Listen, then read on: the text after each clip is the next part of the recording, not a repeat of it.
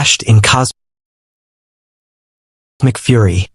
Michael, the archangel of war, rose as the defender of God's throne, and Lucifer, now called Satan, was cast out. No longer son of the morning, but prince of darkness. But where did he fall to?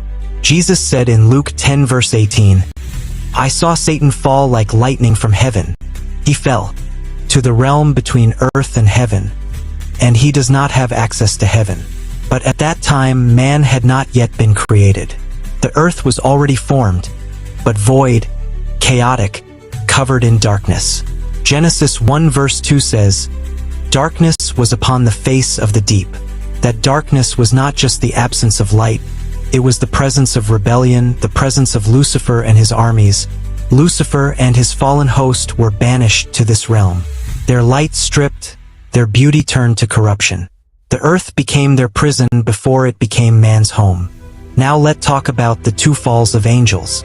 Now, many confuse the first fall with the fall of the sons of God in Genesis 6.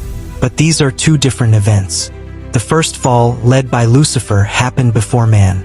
The second fall, described in Genesis 6 and detailed in the book of Enoch, happened after man's creation. Let's go into details on each of the fall, where the first angels that fell are, and how the second angel that fell operated. The angels that fell with Lucifer, where are they now? When Lucifer rebelled, 1/3 of the angels followed him. Revelation 12 verse 4. Revelation says, "His tail drew the third part of the stars of heaven, and did cast them to the earth." These stars are symbolic of angels. Job 38 verse 7. So, when Lucifer was expelled, 1/3 of heaven's hosts were cast down with him. But here's the key. They were not all cast to one place or in the same condition. Let's look at the three categories. Category 1, the free fallen ones, active on earth and in the air. Ephesians 2 verse 2 calls Satan the prince of the power of the air, meaning that his fallen angels, which are principalities, powers, rulers of darkness, and spiritual wickedness in high places, Ephesians 6 verse 12, now operate in the unseen realms between heaven and earth. They are not visible, but they influence governments and nations. Daniel 10 verse 13, Prince of Persia, territories and cultures, individuals through temptation and deception. They move between earthly and spiritual dimensions, manipulating systems and influencing people. These are the same principalities and powers Paul spoke about, still active today. Category 2, the bound fallen ones, imprisoned in darkness.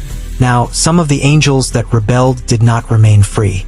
Jude 1 verse 6 explains this clearly. "And the angels which kept not their first estate, but left their own habitation, he hath reserved in everlasting chains under darkness unto the judgment of the great day." These are not Lucifer's initial army that rebelled in heaven. They are the Watchers, those who came down in Genesis 6 to marry human women. The book of Enoch says God sent the archangels Michael, Raphael, Gabriel, and Uriel to bind them in chains under the earth, specifically in places described as Tartarus. 2 Peter 2 verse 4 uses that word. Cast them down to Tartarus, delivered into chains of darkness. So yes, these are imprisoned, awaiting final judgment. They are not the same as Lucifer's active demons. Category 3, the ones bound at the Euphrates River. Revelation 9 verses 14 to 15 speaks about 4 powerful fallen angels. Loose the 4 angels which are bound in the great river Euphrates. And the 4 angels were loosed, which were prepared for an hour, and a day, and a month, and a year, to slay the third part of men. These are high-ranking fallen beings, and they are part of Lucifer's original army.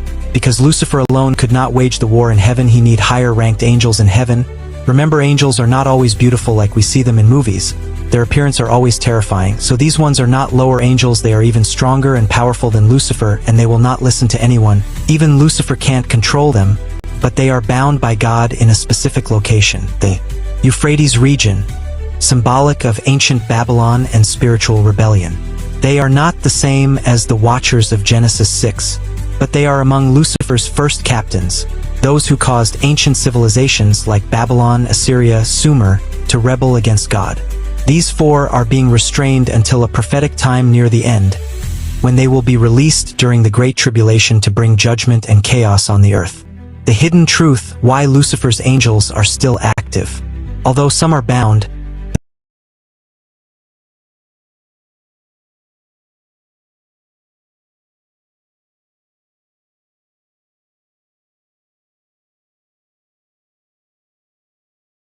the majority of Lucifer's army is still active. False religion traces back to these fallen celestial beings who once served under Lucifer's light, but now operate under his shadow. Their goal is simple: to continue the war that began in heaven, now on the battlefield of the human soul. And even though they were cast out of heaven's holy realm, Satan still has limited access to the divine courtroom. Job 1 verse 6, Zechariah 3 verse 1. He appears not as a son of light but as an accuser. He cannot dwell there. He only enters when permitted for legal accusation.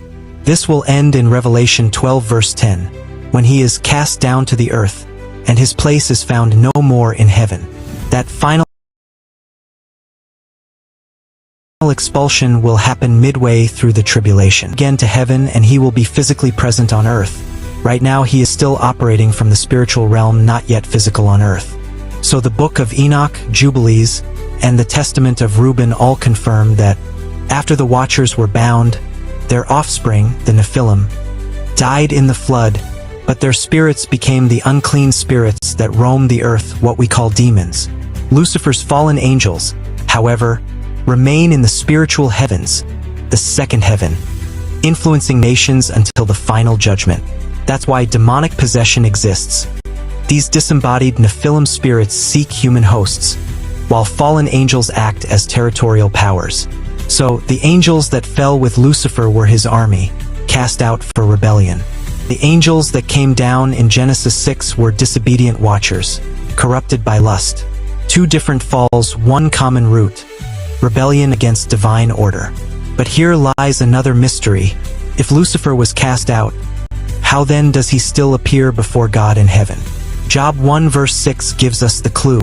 Now there was a day when the sons of God came to present themselves before the Lord, and Satan came also among them. You see, when Adam fell in Eden, he handed over the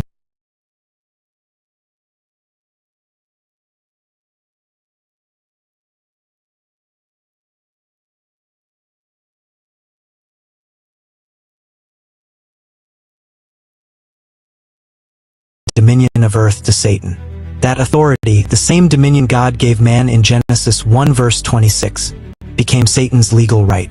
He became the god of this world, 2 Corinthians 4 verse 4, and through that authority he regained limited access to the heavenly court, not as a son but as an accuser. That's why Revelation 12 verse 10 calls him the accuser of our brethren, who accuses them before God day and night. Until Christ came, no one could silence his accusations.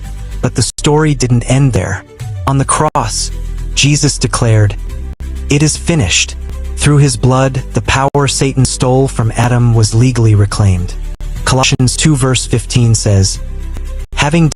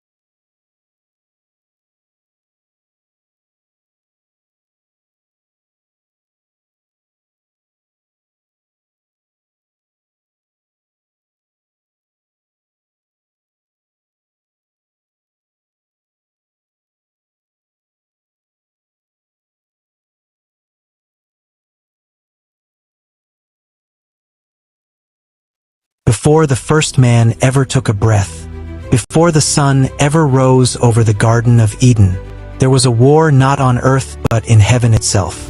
A war that began with pride and ended with a fall so deep, its echoes still shake creation today. Now, let us talk about the birth of rebellion. The Bible calls him Lucifer, meaning light bringer. He was not born evil. He was once perfect, the most radiant of all God's angels. Ezekiel 28 describes him as the anointed cherub that covers, adorned with every precious stone.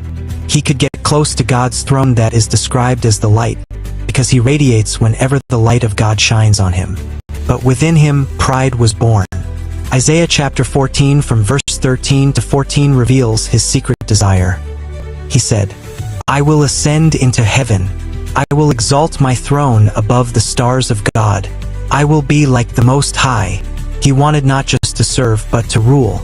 And thus, the first sin in all creation was not murder, not lust, but rebellion born from pride. The first war in heaven. Revelation 12 unveils what follows.